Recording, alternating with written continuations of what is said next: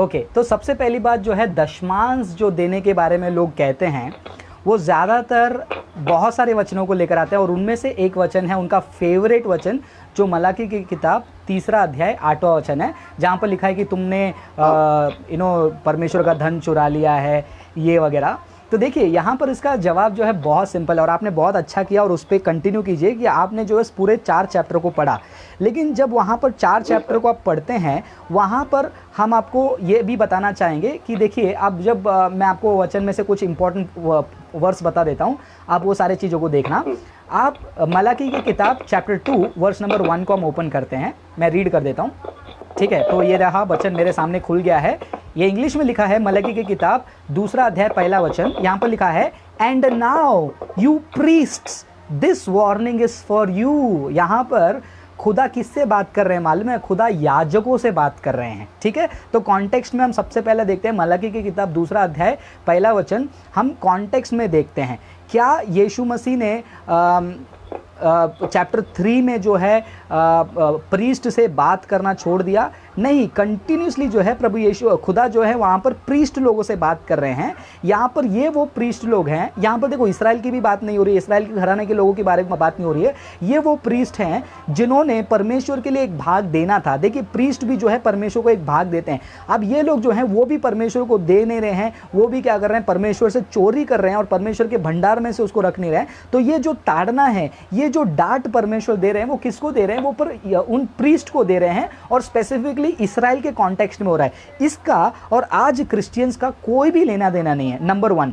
और दूसरी बात हम ये भी देख पाते हैं कि जितने बार ओल्ड टेस्टामेंट में दशवांश के बारे में बात हो रही है, वहाँ पर पैसों की बात नहीं हो रही है। वहाँ पर दशवांश हमेशा चीज़ें होती हैं, जैसे कि क्रॉप्स होता है, फल होता है, ज़मीन की पहली उपज होती है, ज़मीन के जो उपज होते हैं, ये सारी चीज़ों का ही दशमांश होता है, ना कि पैसा। तो अपने पास्टर को कहिए, और जितने भी ऐसे लोग मलाकी के चैप्टर 3:8 को कोट करते हैं, भाई साहब इसका कॉन्टेक्स्ट आपको जानना है। तो देखिए मलाकी चैप्टर 2 वर्स नंबर 1 से हमको पता चलता है खुदा वहां पर प्रीस्ट लोगों से, याजक लोगों से बात कर रहे हैं। वो याजक लोग जो परमेश्वर के भंडार में परमेश्वर के लिए दान रखना है, उसको वो क्या कर रहे हैं? उस समय में रख नहीं रहे हैं, और उसको जो है वो लूट रहे हैं, और उसको रॉबरी के रूप में इस्तेमाल कर रहे हैं, और खुदा उनके ऊपर गुस्सा कर रहे हैं, उनके ऊपर ताड़ना कर रहे हैं। इसका कनेक्शन आज क्रिश्चियंस के ऊपर बिल्कुल नहीं है। तो आप बिल्कुल चिंता मत कीजिए, आपने जो कॉन्टेक्स्ट पढ़ा वो सही पढ़ा है, लेकिन आपके पास्टर ने या फिर पता नहीं किसने आपको कंफ्यूज करने की कोशिश किया है।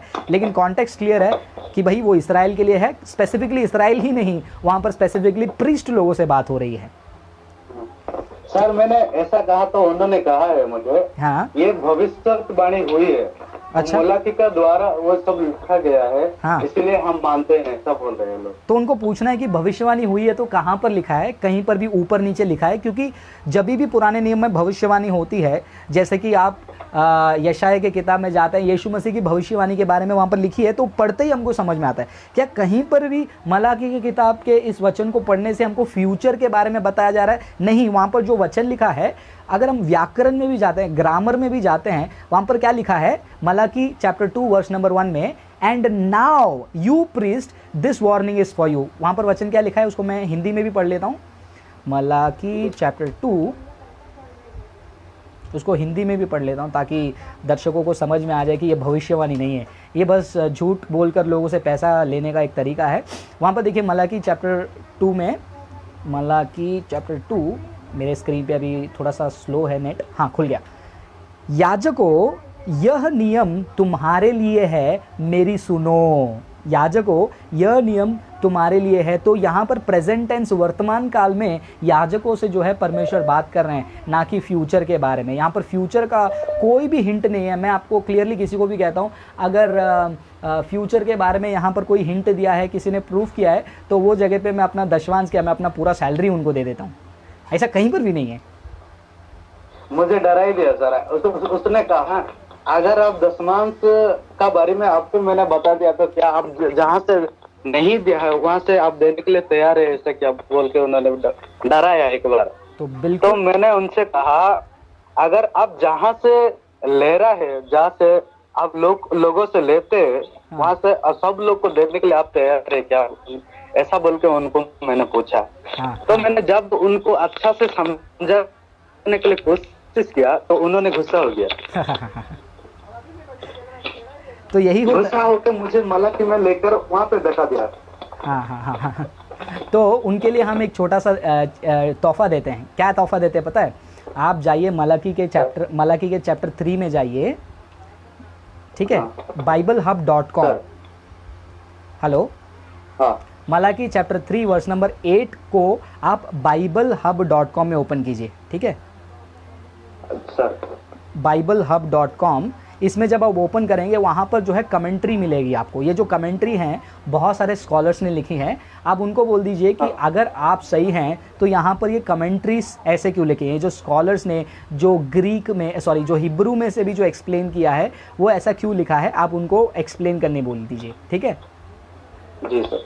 ठीक है, आप चिंता मत कीजिए, उनके डर को, उनको डराने को देखकर आप डरिएगा मत। सर मैं एक छोटी बात बोलना चाहता हूँ। जी सर मेरे लिए प्रेयर कीजिए। मेरा नाम है अभिराम यादव। ओके।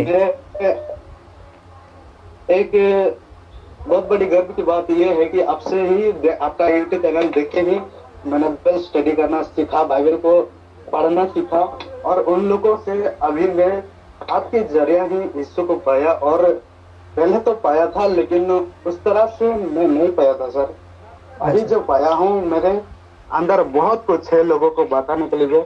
मुझ पर मेरे लिए प्रेयर कीजिए और मैं जैसे कि हर एक व्यक्ति को अच्छा सुसमाचार सुना सकूं और यीशु के तौर लेके आ पाऊं।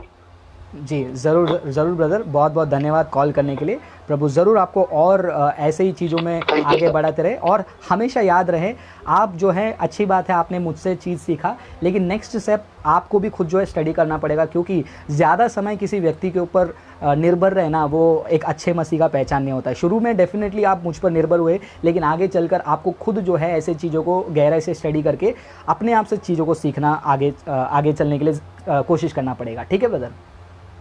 Okay sir. ठीक है, गॉड ब्लेस यू। प्रभु आपको दुआ में याद रखना सर। ज़रूर ज़रूर। Thank you sir.